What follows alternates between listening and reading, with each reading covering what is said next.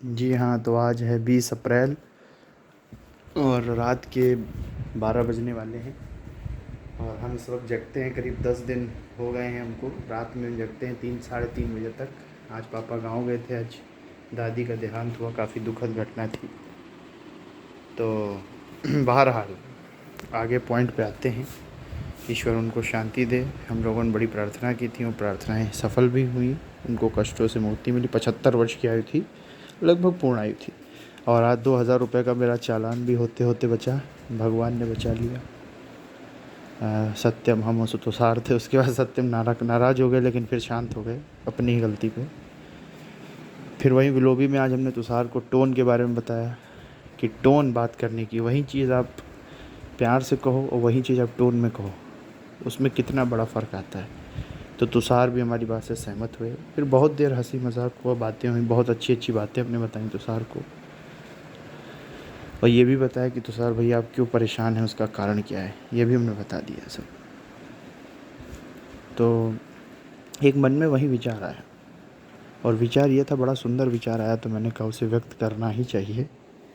देखिए बाबा हमारे रिलेटिव में इस वक्त नमिता भाभी और सात्विक भी यही हैं इस कमरे में।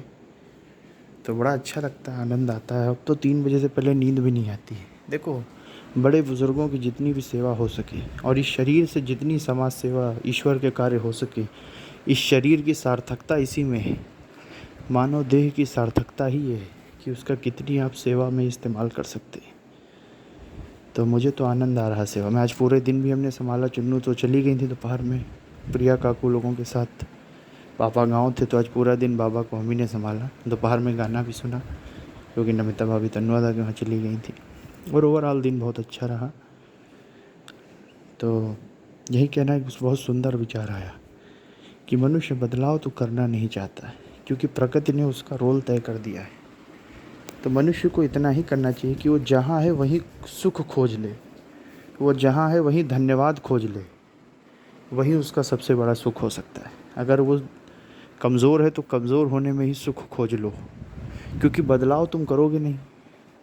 बदलाव करना सबसे कठिन काम है एक मनुष्य के लिए। तो तुम जैसे हो उसी में सुख खोजना शुरू कर दो। तुम कमज़ोर हो, कमज़ोर होने में सुख खोज लो। तुम क्रोधी हो, क्रोधी होने में सुख खोज लो। मतलब तुम जहाँ हो, गरीब हो, गरीबी में सुख खोज लो। दिखावे की दुनिया से दूर हो जाओ। मतलब तुम जहाँ हो वहीं सुख खोजना शुरू कर दो, वहीं धन्यवाद देना शुरू कर दो। अगर तुम बदलाव नहीं कर सकते हो, तो तुम जहाँ हो वहीं सुख खोज लो, वहीं आनंद खोज लो, वहीं धन्यवाद ईश्वर का करो। क्योंकि परमात्मा ने किसी को कम नहीं दिया, उसकी औकात से ज़्यादा ही दिया है, हमेशा याद रखना। तो तुम जहाँ हो वहीं सुख खोज लो, जहाँ भी हो तुम। कहीं जाने की ज़रूरत नहीं। अगर तुम अकेले हो तो अकेलेपन में ही सुख खोज लो। अगर तुम गरीब हो तो गरीबी में ही सुख खोज लो। दिखावे से दूर रहो बस, और परमात्मा का धन्यवाद करना मत भूलो, और हमेशा प्रसन्न रहना सीख लो। जहाँ भी हो वहीं सुख खोजना जिस दिन मनुष्य ने शुरू कर लिया, क्योंकि सुख तुम्हारे अंदर ही है, तो उसे बदलाव करने की ज़रूरत नहीं पड़ेगी। बदलाव तब चाहता है जब आदमी को जो चाहता है वो नहीं मिलता, तब आदमी बदलाव सोचता है।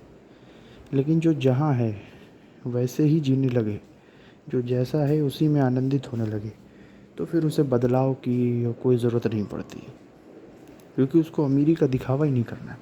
दिक्कत तब होती है जब आप गरीब हो के अमीर बनने की कोशिश करते हो, वहाँ दिक्कत आती है।